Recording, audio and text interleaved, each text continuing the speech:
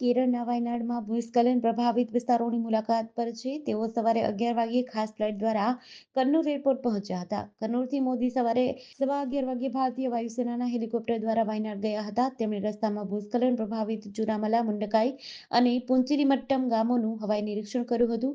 મોદીએ 30 જુલાઈની રાત્રે તે જગ્યા જોઈ જ્યાં વિનાશ શરૂ થયો હતો.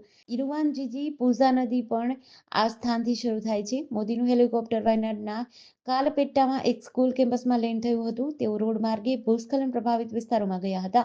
મોદીએ ત્યાં રેસ્ક્યુ ઓપરેશનની માહિતી લીધી. તેઓ રાહત શિબિરો અને હોસ્પિટલોમાં ભૂસ્ખલન પીડિતો અને બચી ગયેલા લોકોને મળ્યા હતા. આ પછી પીએમ મોદીએ અધિકારીઓ સાથે બેઠક કરી હતી, જ્યાં તેમને અકસ્માત અને બચાવ કામગીરી વિશે માહિતી આપવામાં આવી હતી. પીએમ સાથે કેન્દ્રીય મંત્રી સુરેશ ગોપી પણ વાયનાડ ગયા છે. વિપક્ષના નેતા અને વાયનાડના પૂર્વ સાંસદ રાહુલ ગાંધીએ વાયનાડની મુલાકાત બદલ મોદીનો આભાર માન્યો છે. તેમણે એક્સ પર લખ્યું, પીએમ મોદીનો વાયનાડ જવાનો નિર્ણય સારો છે. મને ખાતરી છે કે જ્યારે વડાપ્રધાન પોતે ભૂસ્ખલનથી થયેલા વિનાશને જોશે ત્યારે એને રાષ્ટ્રીય આપત્તિ જાહેર કરશે. રાહુલ ગાંધીએ સંસદમાં વાયનાડ દુર્ઘટના રાષ્ટ્રીય આપત્તિ જાહેર કરવાની માંગ કરી છે. કેરળ સરકારે અસરગ્રસ્ત લોકોના પુનર્વસન માટે કેન્દ્ર પાસેથી 2,000 કરોડના વિશેષ પેકેજની વિનંતી કરવાનો નિર્ણય કર્યો છે. બ્રાઝિલના સાઓ પાઉલો શહેરમાં 61 લોકોને લઈને જતું વિમાન ક્રેશ થયું છે. સત્તાવાર માહિતી અનુસાર તમામ મુસાફરોના મોત થયા છે. એરલાઇન વોય પાસે એક નિવેદનમાં પુષ્ટિ કરી હતી કે સાઓ પાઉલોના ગુઆરલ્હોસ ઇન્ટરનેશનલ એરપોર્ટ તરફ જતું પ્લેન ક્રેશ થયું હતું. એમાં 57 મુસાફરો અને 4 ક્રૂ મેમ્બર હતા.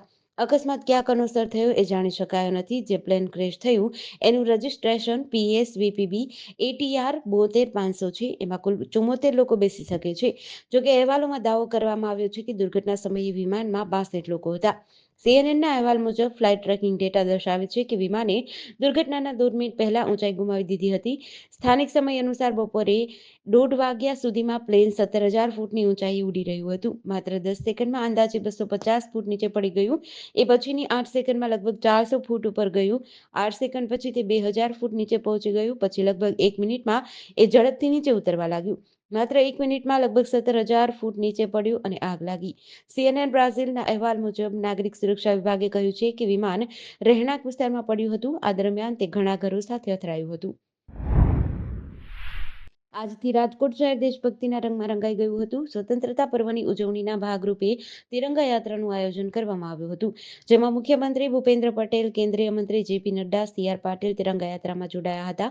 બહુમાળી ભવન ચોક ખાતે સરદાર વલ્લભભાઈ પટેલની પ્રતિમા ખાતેથી શરૂ થયેલી તિરંગા યાત્રા જુબિલી ગાર્ડન ચોક સ્થિત મહાત્મા ગાંધીની પ્રતિમા ખાતે પૂર્ણ થઈ હતી. JP નડ્ડાએ જણાવ્યું હતું કે આ ધરતીએ અનેક સંત મહાત્માઓને જન્મ આપ્યો છે. બધી જ જગ્યાએ તિરંગા જોવા મળી રહ્યા છે. આઝાદ ભારતની તસવીર સ્થાપિત કરવામાં ગુજરાતનું બહુ યોગદાન છે. મહાત્મા ગાંધીની ભૂમિકાને ભૂલી ન શકાય. સરદાર વલ્લભભાઈ પટેલને પણ ન ભૂલી શકાય. કોંગ્રેસના મિત્રો, તમને એક જ પરિવાર યાદ રહે છે. આઝાદીની લડાઈમાં યોગદાન આપનાર સરદાર પટેલ યાદ રહેતા નથી. આ તિરંગા યાત્રામાં રાજકોટની સ્કૂલ કોલેજના વિદ્યાર્થીઓ તેમજ મોટી સંખ્યામાં રાજકોટના નગરજનો જોડાયા હતા.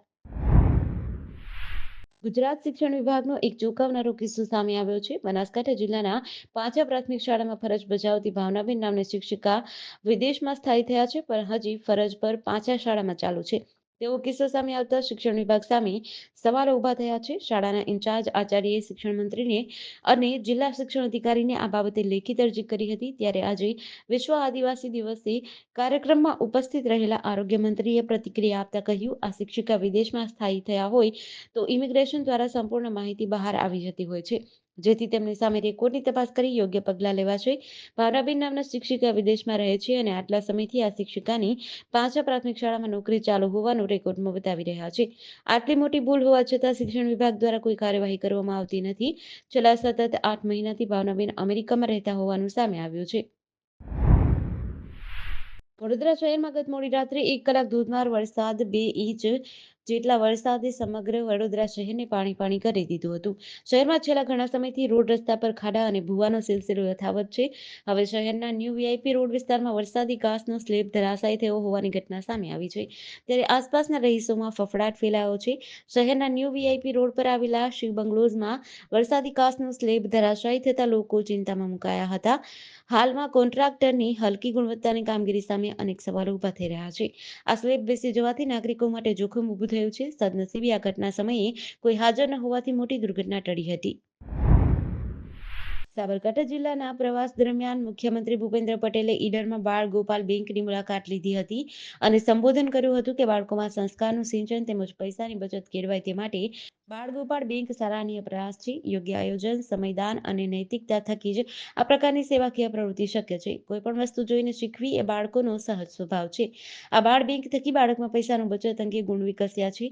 સીએમએ વધુમાં કહ્યું, દેશના વડાપ્રધાન નરેન્દ્ર મોદી એક પેડ માં કે નામ મહાઅભિયાન ચલાવી રહ્યા છે, જેનો ઉદ્દેશ વધુમાં વધુ વૃક્ષો વાવીને ગ્લોબલ વોર્મિંગ જેવી સમસ્યાઓનો અંત લાવવાનો છે. આ મહાઅભિયાનને વધુ વેગવંતુ બનાવવા માટે ઉપસ્થિત સૌને વૃક્ષ વાવવા અંગે જણાવ્યું હતું. સાથે જ દરેક ખેડૂત મિત્રો પોતાના ખેતરમાં નાના ભાગથી પ્રાકૃતિક ખેતીની શરૂઆત કરવા તથા જિલ્લામાં વધુમાં વધુ ખેડૂતો પ્રાકૃતિક ખેતી કરે તે અંગે ભાર મૂક્યો હતો. ઈડર તાલુકામાં આવેલી દેશની પ્રથમ બાળ ગોપાળ બચત બેંક બાળ સભાસદો દ્વારા ચાલે છે. આ બાળ બેંકમાં 21,000 બાળકો થકી 22 કરોડની બચત કરાય છે. ઈડર ખાતે વર્ષ 2009માં બાળ ગોપાળ બચત બેંક શરૂ કરવામાં આવી હતી.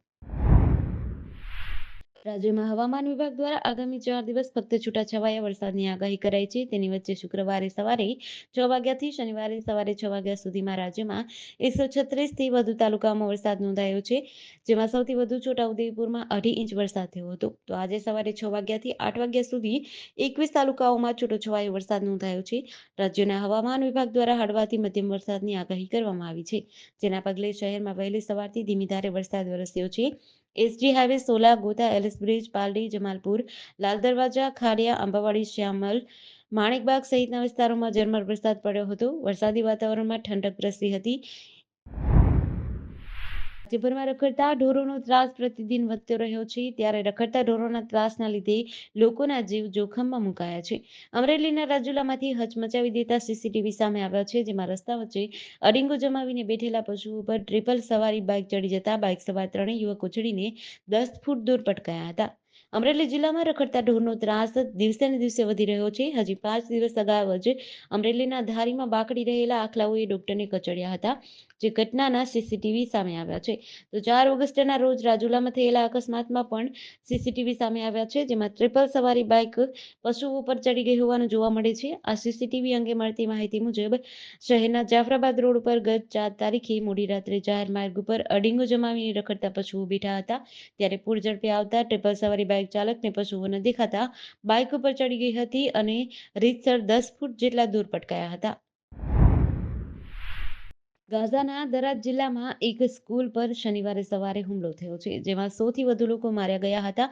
મૃતકોમાં મહિલાઓ, બાળકો અને વૃદ્ધોનો સમાવેશ થાય છે. આ સ્કૂલમાં ઘણા લોકોએ આશરો લીધો હતો. અલ જઝીરાના અહેવાલ અનુસાર સવારની નમાઝ અદા કરતી વખતે મિસાઇલ હુમલો થયો હતો. સ્થાનિક લોકોના જણાવ્યા અનુસાર સ્કૂલ પર એક પછી એક 3 રોકેટ ઝીંક્યા હતા. હુમલા બાદ સ્કૂલમાં આગ લાગી હતી. તેને ઓલવવાના પ્રયાસો ચાલુ છે. ઇઝરાયેલના સૈન્યનો દાવો છે કે અલ તાબીન દ્વારા સ્કૂલનો ઉપયોગ હમાસની ઓફિસ તરીકે કરવામાં આવી રહ્યો હતો. હમાસના ઘણા આતંકીઓ ત્યાં હાજર હતા. સેનાએ દાવો કર્યો હતો. તેમણે નાગરિકો પર હુમલો કર્યો નથી. આ પહેલા પણ ગુરુવારે પણ ગાઝાની 2 સ્કૂલ પર ઇઝરાયેલની સેનાએ હુમલો કર્યો હતો, જેમાં ઓછામાં ઓછા 18 લોકો માર્યા ગયા હતા. ત્યારબાદ ઇઝરાયેલની સેનાએ કહ્યું હતું કે તેણે હમાસના કમાન્ડર સેન્ટર પર હુમલો કર્યો છે. પેલેસ્ટિયન પત્રકાર હોસામ શબાતે સોશિયલ મીડિયા પર લખ્યું છે કે ગાઝા શહેરમાં બોમ્બ વિસ્ફોટ કરાયેલી સ્કૂલમાં પેલેસ્ટિયનો ફસાયેલા છે. અમરેલી જિલ્લામાં આવેલ ધારી તાલુકાના ગોપાલ ગ્રામમાં મોડી રાત્રે જૂનવાણી મકાન ધરાશાયી થતા એકલા રહેતા વૃદ્ધનું મોત થયું છે. આ અંગે મળતી વિગતો મુજબ ધીરુભાઈ જેઠવા એકલા રહેતા હતા અને પરિવારના પુત્રો બહાર રહેતા હતા. જર્જરિત મકાન અચાનક ધરાશાયી થતા વૃદ્ધ ધીરુભાઈ જેઠવા કાટમાળ નીચે દબાયા હતા, જેમને બહાર કાઢી તાત્કાલિક 108 દ્વારા સારવાર અર્થે ખસેડાયા હતા, જ્યાં સારવાર દરમિયાન તેમનું મોત થતા ગામમાં શોકનો માહોલ છવાયો છે. મોડી રાત્રે મકાન ધરાશાયી થતા મોટી સંખ્યામાં લોકો એકત્ર થયા હતા અને તંત્રને જાણ થતા તાલુકા વિકાસ અધિકારી પોલીસની ટીમ દોડી આવી હતી. કેવી રીતે મકાન ધરાશાયી થયું તેને લઈને તપાસ હાથ ધરવામાં આવી છે. પરિવારના પુત્રો બહાર રહેતા હોવાના કારણે મોડી રાત્રે જાણ કરતા પરિવારના લોકો આવી ગયા હતા. આ અંગે ગોપાલ ગ્રામ સ્થાનિકે જણાવ્યું હતું કે એક જૂનવાણી મકાન અચાનક ધરાશાયી થતા એકલવાયુ જીવન ગાળતા ધીરુભાઈ જેઠવા દટાયા હતા, જ્યાં તેમનું મોત થયું છે.